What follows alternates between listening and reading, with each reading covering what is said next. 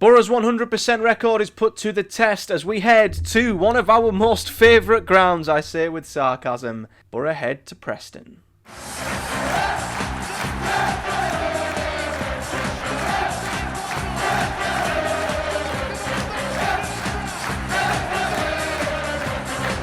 What is up, guys? Welcome back to another Project Boro preview, and today we are looking ahead to Boro's next league game, the 5th league game of the season, as we head away to Preston on the early kickoff on Saturday, which I will be going to as well. Very, very, very excited to be in that away end. Sold out away end, over 5,000 Boro fans. It's going to be incredible. Now, of course, Boro have won their opening 4 league games, and if we win at Preston, it will officially become our greatest start to a league season ever. And we will match Cardiff's start that I think they made in 2016-17. They were the only team since the Championship rebrand in 2004 to win their opening 5 league games in a season. We'll be only the second team to do that. So it's a big, big game for us, and it is massively important that we can pick up from where we left off after the first block of games and we don't lose any of that momentum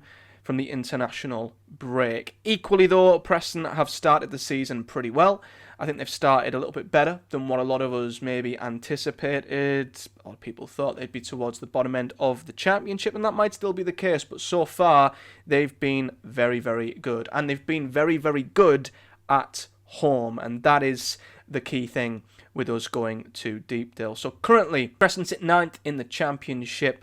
They've won 2 of their opening 4 games, drawing 1 and losing 1, scoring 4 and conceding 3. The key thing here for Boro, as I say, the 2 wins that they do have were at Deepdale. So not only have they won their opening 2 games at home already, they happen to be against Leicester and Ipswich, 2 of the newly relegated teams. Not too bad scalps at all early doors in the season. Now, of course, a bit like what we had before the break against Sheffield United, now is a great time to play these teams and get them out the way. And Preston have absolutely took advantage of 2 teams who I still think will be massively up there, in a bit of disarray, a lot of squad turnover, a lot of question marks. They've done a very good job so far. They obviously beat Leicester 2-1. I think they were decent value for that win, if I remember right. Leicester weren't great. However, their game against Ipswich, they won via a penalty.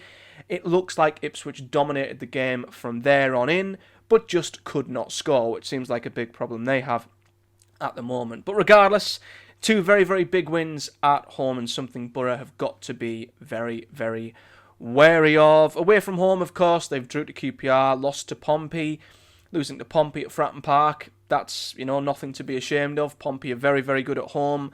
So overall, it's been a very, very good start for Preston, and I think one they should be very, very happy with. So, looking at some of their numbers, I see similarities between us and them. We both look pretty good defensively. We look a pretty solid team. We're not exactly high scorers, and we're not exactly... Well, it's not that we're not high scorers, we're not high creators. Boro haven't been the most creative side so far. We have still scored 7 goals. We have overperformed our XG so far this season, and our shot conversion has been, I think, one of the highest in the Championship. So that will level out. Boro do have to improve our chance creation to leverage how well we've started the season in front of goal, because once that shot conversion drops off, we are going to need to create a little bit more. Preston haven't been the most creative team in the league either. They sit 13th for XG, 5.2. It ain't bad, but they have slightly underperformed, scoring only 4 goals. You'll notice Boro are all the way down in 19th for XG. That has got to improve, but you can see how massively we've overperformed. An XG of 4.3. We've scored 7 goals. So we need to hope that that will continue. Preston, not the most creative side in the league. However, when you look at their defensive numbers, they're a little bit like Boro. They're pretty decent. It is also worth mentioning again with some of the other attacking numbers before I move on. Preston are pretty mid-table for a lot of them. They've only had, on average, 2.5 shots on target per game. They're 21st for shots on target in the Championship, 18th for big chances. They're pretty low when it comes to possession as well. So they're not a team that are going to massively bang on Boro's door, put us under a lot of pressure. They're not going to create that many chances, but we've not exactly been creating all that many chances either. So that's what makes me think this will be a tight, low-scoring game, perhaps. But defensively, as I alluded to earlier, they're pretty good. Now, they're not as good as us in terms of defensively. We've only let in 1 goal all season so far and have the second best XG against in the Championship. Only Swansea have conceded less big chances in the league so far. But Preston aren't too bad. You know, they're well in the top half, 15th for XG against. They have overperformed slightly. Their XG against is 4.8, whereas ours is 2.5.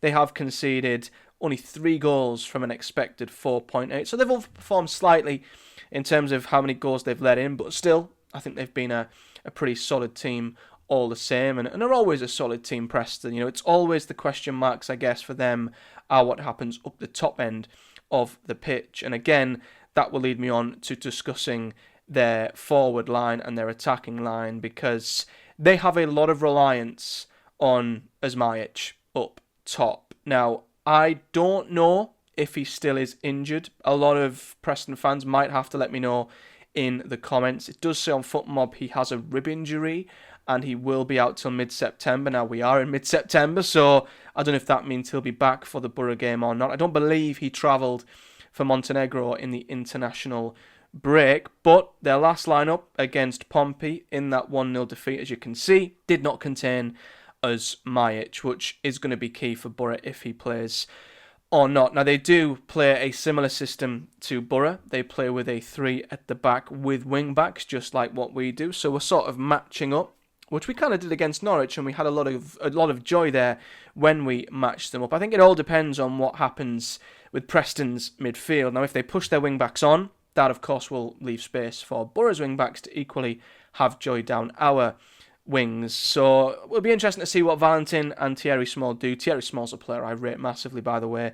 Saw him at Charlton last season. I thought he was fantastic. A very, very good acquisition, I would say. So it'll be interesting to see how much Preston push their wing-backs on, because I think if they leave their midfield to Hayden Hackney and Aidan Morris, that's where Boro can have a lot of joy playing through Preston's midfield. So it'll be interesting to see how they set up with their midfield, how much they congest the centre of the pitch. Will they have Thadarsson, Whiteman, McCann, whoever the 3 are, to sit very narrow, block out them central areas and try and prevent Hayden Hackney and Aidan Morris from running the game? That's going to be key, I think, in who wins the midfield battle and ultimately who wins the game.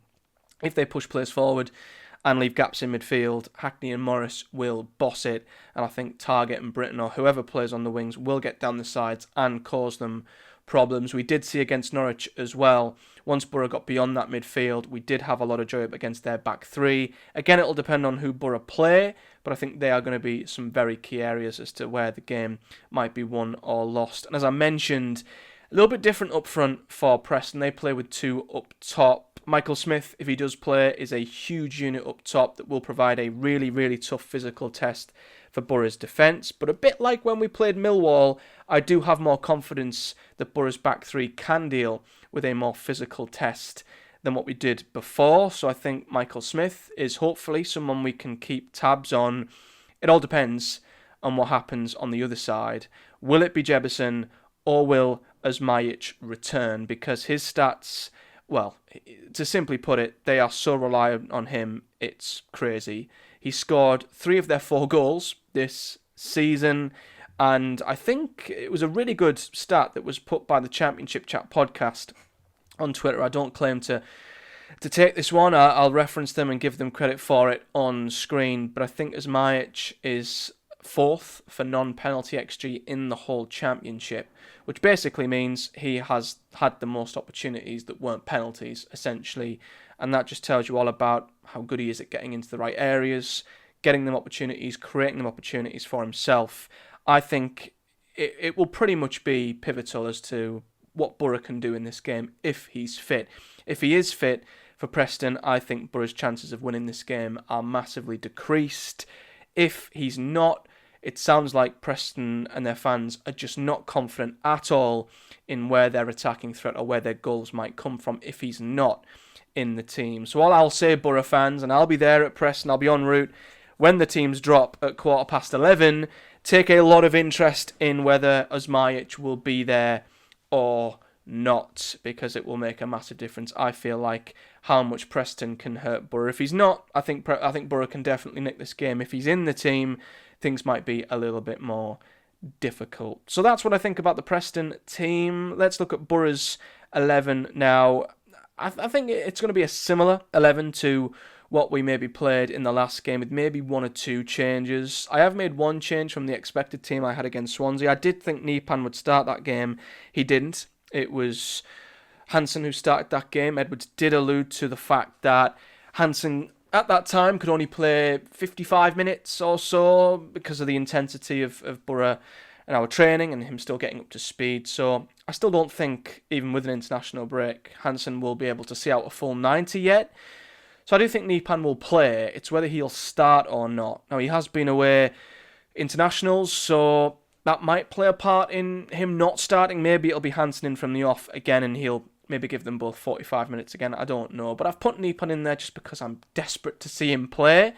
The only other change I've made is Matt Targett on the left-hand side. I mean, you don't change that back line if you can help it because they've been so good, especially the back three. But I do think there's a chance Matt Targett starts just because Silvera has been away with Australia. He's logged a lot of miles, travelling.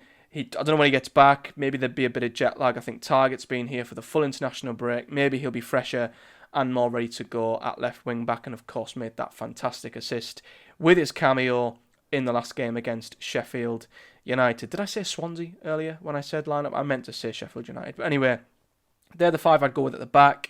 Hackney and Morris start every day of the week and twice on Sundays. And then the front three, it's a case of who partners Whittaker. I think Nipan will hopefully start, although I do think maybe Hansen. It's a bit of a flip of a coin. I think Strelic will be on the bench. He won't get thrown straight in just yet, but what an option he will be off the bench after a very successful international break, especially when he absolutely tore Germany inside and out. So that's what I think the Boro 11 will look like. And finally, my prediction. Now, this game, it does look tougher. Now I've dug in to Preston a little bit and I've looked at their team and I've looked at their home form, and then I've remembered that it's Deepdale and Boro never do well there really. It has made me a little bit more cautious and wary of this fixture than what I was before. Previously, I was just gung-ho. We'd won 4 in 4, we looked untouchable, and I just thought, yeah, we'll go to Preston and win. We'll probably beat West Brom as well. Of course, when you're playing this well and you've started the season so well, you do feel like your team's invincible and that we can win every game. But since I've looked at this one in a bit more detail, I am a little bit more cautious in my prediction. I don't think you should sleep on Preston and their start to the season and how well they've done at home. But I am still going to predict a Boro win.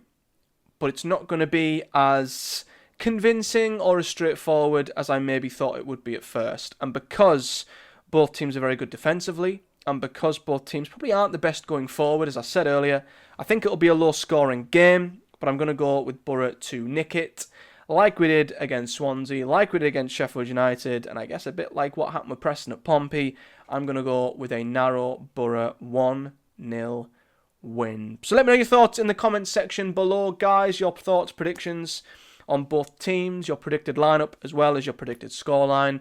And as always, I'll be back over the weekend to review the game and hopefully bring you guys a match day vlog on this one as well. So look forward to that, and subscribe if you haven't already. But until then, like the video if you've enjoyed it, guys. Thank you very much for watching, and I'll see you all in the next one.